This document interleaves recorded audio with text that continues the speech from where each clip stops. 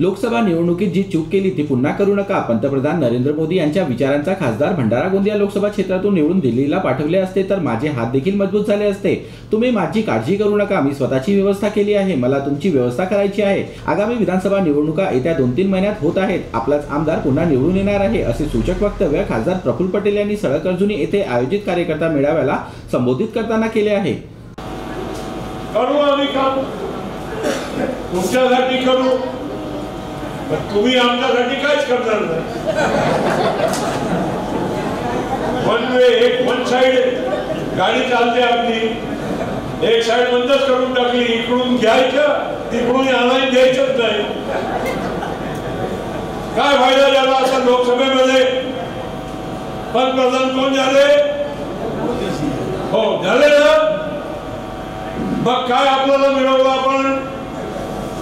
ते झाले आणि त्यांच्या विचाराचा माणूस गरजून गेला असता तर प्रफुल्ल पटेलांचा हात बळकट झाला असता की नाही? आता ही काळ एक संधी आपण गमावली आहे, पण वारंवार अशी चूक होता कामा नये।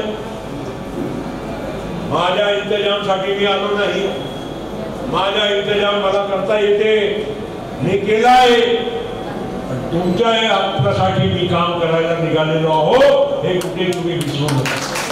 माझी तुम्हाला विनंती आहे, आता येणार एक आणखी संधी येणार आहे विधानसभेत, आणि मी तुम्हाला जबाबदारीने सांगतो, त्याला दिल्लीमध्ये मोदीजी बसले, इथे महायुतीची आमची सरकार महाराष्ट्रामध्ये बसणार आहे, हे मी तुम्हाला जबाबदारी देतो।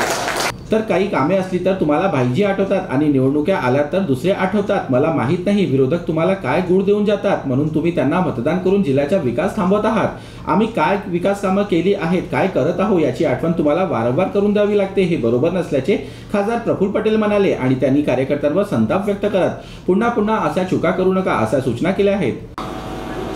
करू आम्ही काम तुमच्यासाठी करू, पण तुम्ही आमच्यासाठी काहीच करणार नाही। वन वे वन साइड गाडी चालते आपली, एक साइड बंदच करून टाकली, इकडून घ्यायचं तिकडून आणायला द्यायचंच नाही। अशी कशी चुका होतात? वारंवार चुका करतात। आणि या सर्व बाजूनी तालुक्यामध्ये मला सर्वात जास्त अभिमान असायचा की हा तालुका कधी मला सोडणार नाही। या तालुक्यामध्ये तुम्ही लोक असं करता का नाही करत? मी या तालुक्यासाठी का नाही केलं मला सांगा मला, आणि इतर कोणाने येऊन केलं मला सांगा। कोणी करत नाही, बोलतात सगळे, कोणी केलं नाही। सांगा ना रमेश जी, बोलो आनंद जी, क्या होता है बताइए, कौन आगे करता है? करता कोई नाही, सगळ्यांना म्हणजे पण भाईजीच करू शकतो नाही, भाईजीच करू शकतो, भाईजीच करत राहतील, किती वर्ष करत राहतील? आमची मर्यादा नाही आहे, आमचं मन नाही आहे, तुम्ही आमचं मन दुखावत राहणार आणि आम्ही खुशाल राहायचं, असं नाही चालत।